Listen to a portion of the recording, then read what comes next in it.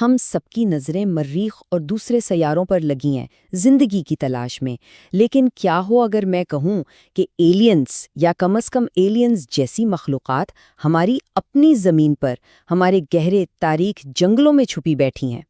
یہ صرف کوئی خیال نہیں، یہ حقیقت ہے۔ زمین کے کچھ ایسے کونے ہیں، ایسے جنگل جہاں انسان آج تک نہیں پہنچ سکا، اور وہاں ایسی مخلوق بستی ہے جو ہماری سوچ کو، ہماری سمجھ کو بالکل ہلا کر رکھ دیتی ہے۔ یہ جگہیں صرف جنگل نہیں ہیں، سمجھیں کہ یہ ایک طرح کے ٹائم کیپسول ہیں۔ یہاں لاکھوں سالوں سے زندگی نے باقی دنیا سے کٹ کر اپنا ایک الگ ہی راستہ بنایا ہے، اور اس راستے کے جو نتائج نکلے ہیں نا، وہ کسی بھی سائنس فکشن فلم کو پیچھے چھوڑ دیں۔ تو چلیں اپنا سفر شروع کرتے ہیں۔ ہماری پہلی منزل ہے کانگو کا دل، ایک ایسا جنگل جہاں ہر قدم پر قدرت نے کوئی نہ کوئی راز چھپا رکھا ہے۔ ذرا ایک لمحے کے لیے سوچیں، آپ اس گھنے جنگل میں اکیلے ہیں، چاروں طرف خاموشی، اور پھر اچانک مشین گن چلنے کی آواز۔ ایک سیکنڈ کے لیے تو سانس ہی رک جائے گی کہ آخر یہاں ہو کیا رہا ہے؟ لیکن یہ کوئی ہتھیار نہیں ہے، یہ آواز ہے شوبل سارس کی۔ جی ہاں، ایک پرندہ۔ یہ گاتا نہیں ہے، بلکہ اپنی بہت بڑی لکڑی جیسی چونچ کو اتنی تیزی سے آپس میں ٹکراتا ہے کہ بالکل مشین گن چلنے جیسی آواز پیدا ہوتی ہے۔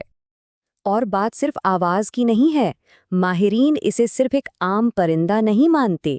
اس کی پتھر جیسی بے حس آنکھیں دیکھیں، اس کی قدیم پری ہسٹورک شکل و صورت، اور وہ ہیبت ناک قد، اسی وجہ سے اسے زندہ ڈائناسور کا نام دیا گیا ہے۔ ذرا اس کے سائز کا اندازہ لگائیں۔ قد ہے 5 فٹ، پر پھیلا دے تو 8 فٹ تک پہنچ جاتے ہیں۔ یہ کوئی عام پرندہ تو بالکل نہیں ہے۔ اور اس کا کھانا چھوٹی موٹی مچھلیاں نہیں جناب، یہ مگرمچھ کے بچوں اور بڑے بڑے سانپوں کا شکار کرتا ہے۔ واقعی قدرت کا ایک بے رحم شکاری۔ اچھا جی، تو کانگو کے زندہ ڈائناسور کو پیچھے چھوڑتے ہیں اور اب چلتے ہیں ایمیزون کے گھنے پراسرار جنگلات کی طرف، اور یہاں ہمارا انتظار ایک بھوت کر رہا ہے۔ دن کے وقت اگر آپ کو درخت پر ایک ٹوٹی ہوئی سوکھی سی شاخ نظر آئے تو اسے نظر انداز مت کیجیے گا۔ بہت ممکن ہے کہ وہ بے جان شاخ آپ ہی کو گھور رہی ہو۔ یہ ہے پوٹو، کیموفلاج کا ایسا ماسٹر کہ اسے جنگل کا بھوت کہتے ہیں۔ اور پھر جیسے ہی رات کا اندھیرا گہرا ہوتا ہے، جنگل میں ایک عجیب اداس آواز گونجتی ہے، ایسی آواز جیسے کوئی روح رو رہی ہو یا کوئی بچہ مدد کے لیے پکار رہا ہو۔ یقین مانیں، یہ آواز سن کر رونگٹے کھڑے ہو جاتے ہیں۔ اور یہ دل دہلا دینے والی آواز کسی اور کی نہیں، اسی پھوٹو کی ہے، وہی پرندہ جو دن میں ایک سوکھی ٹہنی بن کر سب کی نظروں سے بچا رہتا ہے، رات کو اپنی آسیب زدہ پکار سے پورے جنگل پر ایک دہشت طاری کر دیتا ہے۔ تو اس کی خاص باتیں کیا ہیں؟ دن میں بہترین کیموفلاج، رات کو وہ درد بھری آسیب زدہ آواز، اور اندھیرے میں شکار کے لیے بڑی بڑی کالی آنکھیں۔ انہی خصوصیات کی وجہ سے وہاں کے مقامی قبیلے مانتے ہیں کہ پوٹو کے جسم میں بھٹکتی ہوئی روحیں بستی ہیں۔ چلیں ایمیزون کے بھوت سے جان بچا کر اب آگے بڑھتے ہیں۔ ہماری اگلی منزل ہے میڈاگاسکر کا جزیرہ، جو خود عجائبات کی ایک الگ ہی دنیا ہے۔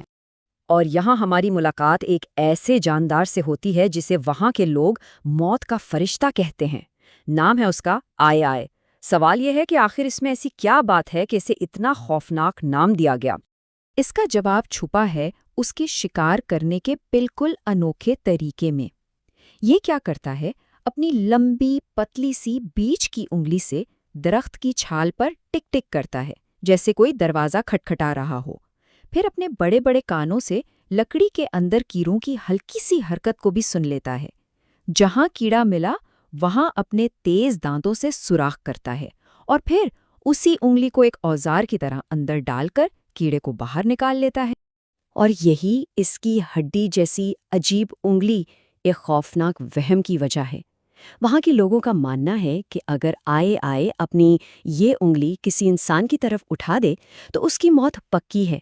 اور افسوس کی بات یہ ہے کہ اسی ڈر کی وجہ سے لوگ اس نایاب جانور کو مار دیتے ہیں۔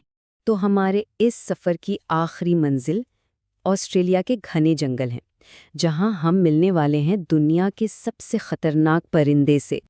اس کا نام ہے کیزوویری، اور اس کی طاقت کا اندازہ بس اس بات سے لگائیں، یہ گھنے جنگل کے اندر 50 کلومیٹر فی گھنٹہ کی رفتار سے دوڑ سکتا ہے، یعنی شہر میں چلتی ہوئی ایک گاڑی جتنی تیز۔